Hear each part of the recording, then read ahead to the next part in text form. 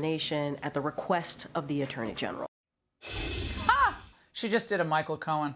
Joining me now is Florida Congressman Byron Donalds. He sits on the House Oversight Committee, which made the request for the audio. Congressman, we already have the transcript of these interviews.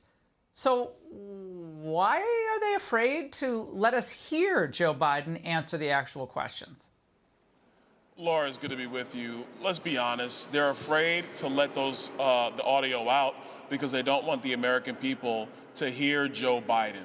They want you to read about it. They want you to see Joe Biden in these overly choreographed little segments where a lot of us up here on Capitol Hill believe that they give him a little bit of that special potion to get his motor running, but then it wears off. They don't want us to hear him when he's having to actually answer questions and actually tell the truth to Mr. Hur, the special prosecutor in this situation. Also in the transcript, there were times where the White House would put down inaudible because it wasn't really clear what the president was saying. So we want to be able to hear the audio recordings to then use that to go back to the transcript that was provided by the White House. Blah, blah, blah, blah, blah, blah, blah. Right? I mean, Congressman, in a letter to the Oversight Committee, which you sit on, Biden's White House counsel said, the absence of a legitimate need for the audio recordings lays bare your likely goal to chop them up, distort them, and use them for partisan political purposes, demanding such sensitive and constitutionally protected law enforcement materials because you want to manipulate them for potential political gain is inappropriate. Congressman, is there not a legitimate right for the public to know what their president sounds like when asked simple questions about classified documents that he had stored in random boxes in his garage? Well, how is that not a legitimate right to know for the public?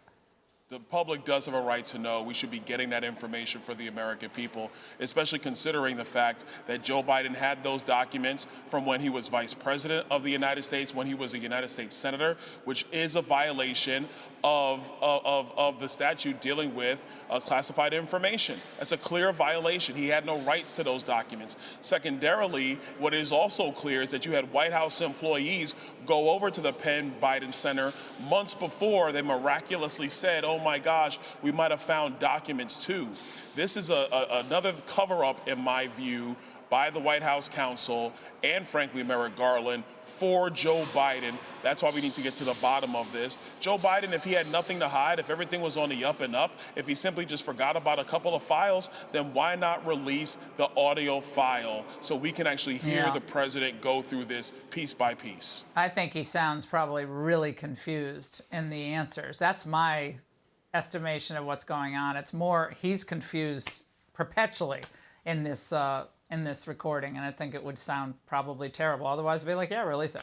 Congressman, thank you. Hey, Sean Hannity here. Hey, click here to subscribe to Fox News YouTube page and catch our hottest interviews and most compelling analysis. You will not get it anywhere else.